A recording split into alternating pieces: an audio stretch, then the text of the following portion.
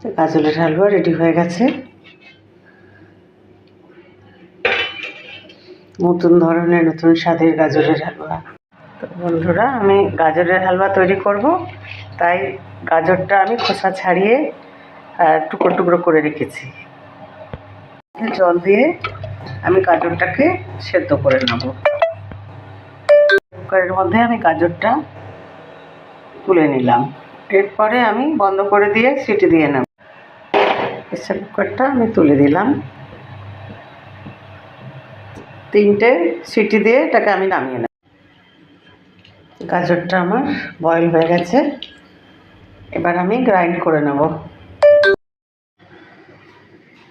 তো আমার গাজর গ্রাইন্ড করা হয়ে গেছে।